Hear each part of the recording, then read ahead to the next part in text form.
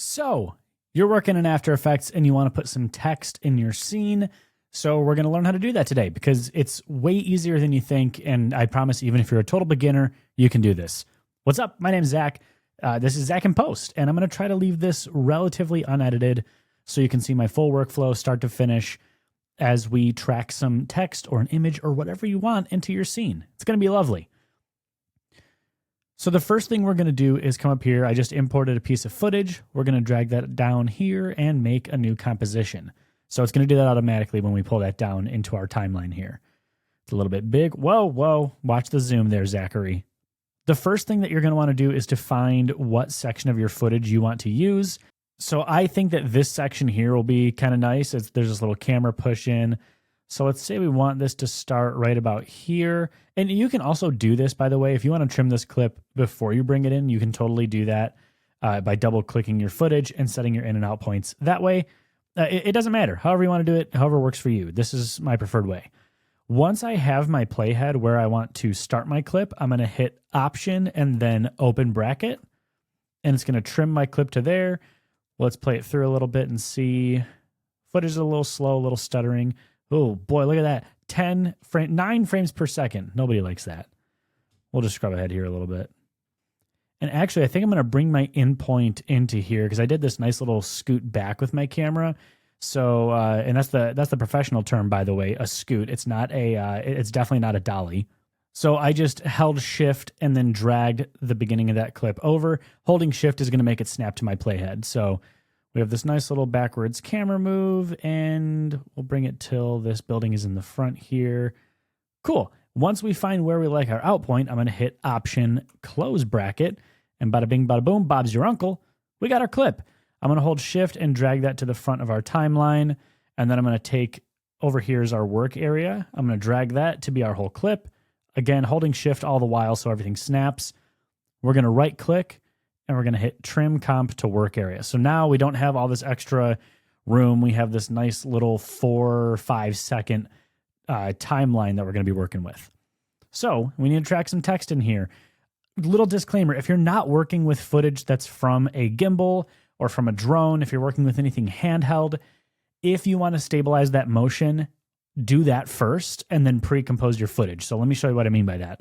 If you're working with drone footage, you don't have to do this. You just skip ahead, 20 seconds. But come down here with your footage selected, hit warp stabilizer. Once that finishes, you're going to right click, pre-compose. You guys probably won't be able to see this pop up because of my screen recording software, and you're going to hit move all attributes to new composition. And there you go. You'll have a little pre-composed composition to start tracking.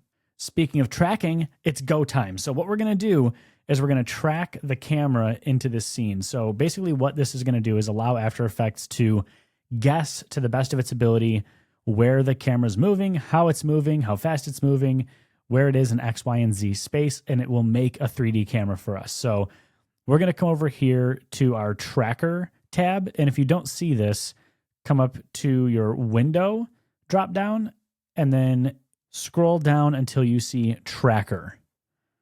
If that's unchecked, just check it. And I think by default, it appears over here on the right. If not, you should see it. When it pops up, it should populate in an area that you will see. And from here, it's just as easy as clicking track camera. So you'll see here, it says analyzing in background, step 1 of 2. This is going to take a minute, especially because this footage is big. I mean, while this is going, I'll show you, like, this footage is 5472 by 3078. So that's a large piece of footage. So it's going to take a minute to do this. I said relatively unedited, but you don't need to sit here while I'm doing this. So hang on a second. Okay, so once that's done, it's going to say solving camera. So we'll let it run through that. And this might look like just your regular old footage, but if you zoom in on your image here, I'll zoom in right here. You're going to see all these little crosses. Those are 3D track points. So some of them are going to be good. Some of them are going to be bad. You can go through, if you really want to take some time and make your track perfect, you can find track points that are inaccurate. Like when you scrub through your footage, you'll see like, oh, this is not moving in the correct way or whatever it might be. And you can remove those. This one, just at a glance, looks pretty good. Let me set this to fit down here so we can fill up our screen. This looks pretty good to me. And you can see whenever you hover your mouse, it's going to triangulate between a few of these points and make this little bullseye here for us. So we can just see, you know, we're tracking the front of that building, we're tracking the front of this building, we're tracking the street down here a little bit. So if you want to put something, let's say text, into your scene, the very first step that you're going to need to do to start this happening after you track your camera, of course, is to select some really good track points. So I think for this, I want my text to be probably above where this building is. So I'm going to zoom in on this building and check out some of our track points.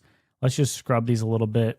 Those are really solid. Those aren't, you know, moving at all. They're not like jittery.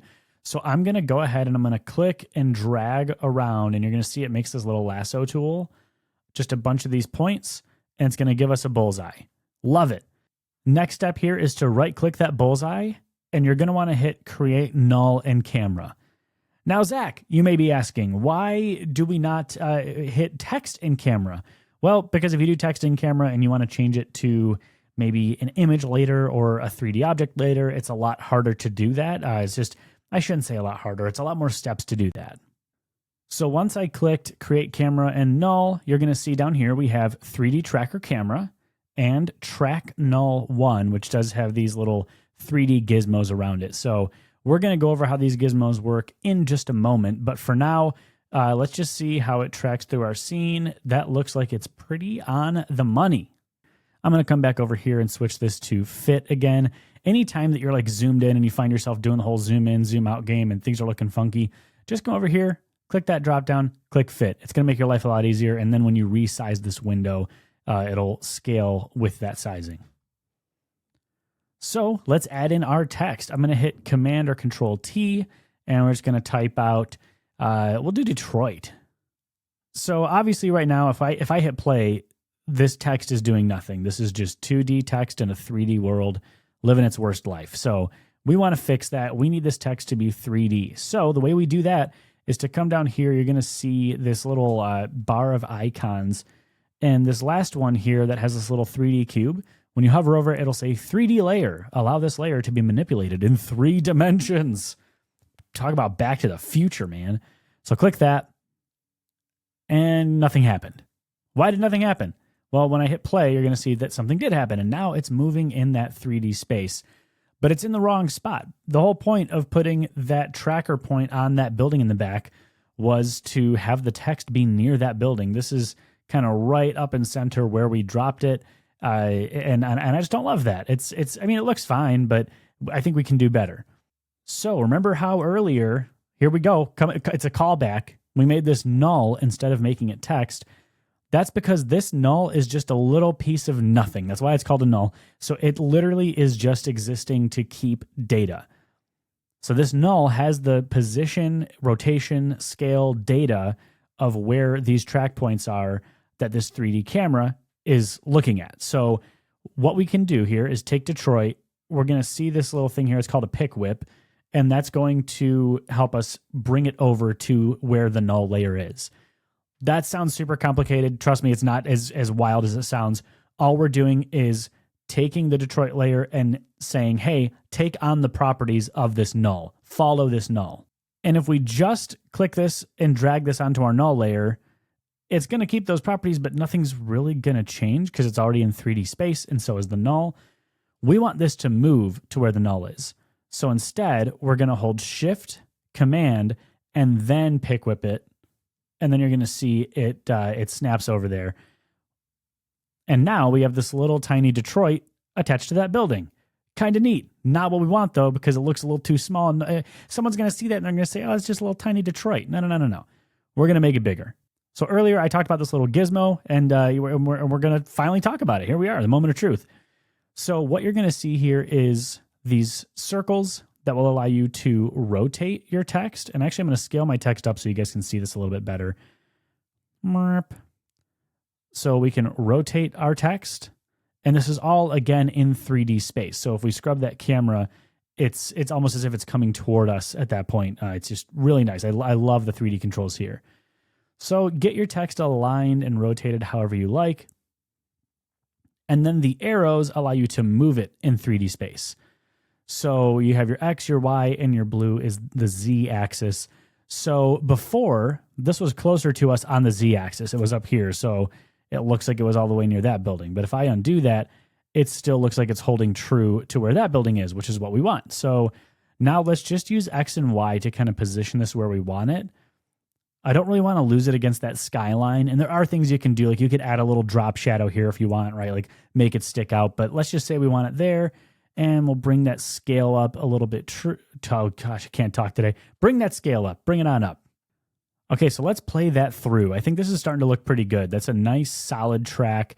Our playback speed is a little bit slow just because of how large this clip is and the fact that I'm screen recording while playing it. But that looks good. That to me is an acceptable and damn fine track. What we can do now, though, to make it look a little bit nicer, and especially if it's for something for a client, you just want to give it that extra little bit of attention. We're going to come over to this row of icons again, and over here, we're going to click motion blur. And you'll see when I click that, by default, the motion blur for this timeline is turned on, and that's what we want because otherwise it won't render it. You probably won't see any difference with that.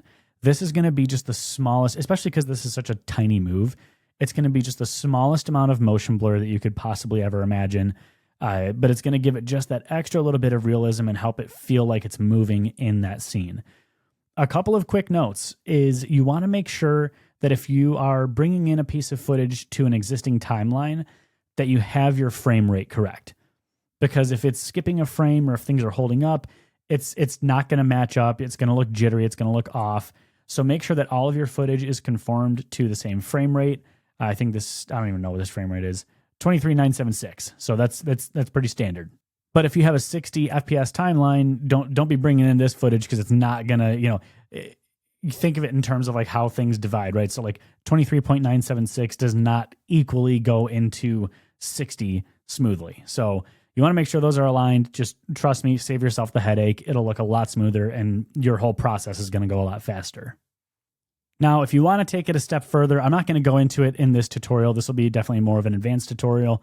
But just so you can see kind of what you can do with this tool, 3D in After Effects is so amazing. If this was kind of behind this building, but the spacing's wrong, like your brain doesn't register it because why is it sitting in front of this building when in 3D space it's behind it? There are things that you can do. Like, for example, we could make a shape layer mask over this building, track it to this building in 3D space, and then have Detroit partially masked out so it looks like it's going behind the building. And because we already have our 3D camera built out, we're not going to have to track it again. We're not going to have to necessarily redo any of those steps. But one important thing, regardless of what you're doing, if you want to add in more text, whatever you want to do there, is if you want to add in more, you're going to go back to your clip layer. You're going to come up to Effect Controls, and you need to make sure that you're clicking 3D Camera Tracker. That's what's going to bring those points back up. If you don't, those are just going to be gone. Not forever, clearly, you can get them back. But I know when I was first learning this process, that was kind of a frustrating sticking point for me because I didn't have it selected. And I'm like, why am I not getting any points? Well, I didn't have it selected. So once we do get that selected, you can just repeat that process, select some points, right click, and then you'll see it'll give you the option to create text, a solid, a null, a shadow catcher with a light. I selected 49 points, so I can make 49 text layers if I wanted to. I'm not going to do that because I like my computer. But it does take away the option to create a camera because we already have that 3D camera in our space. And guys, that's about it for this one. Hopefully this is helpful. If you have any questions on 3D text tracking, please let me know in the comments. I'll be happy to answer any of those and make another video for you. And with that, I will see you guys in the next one. All right, peace.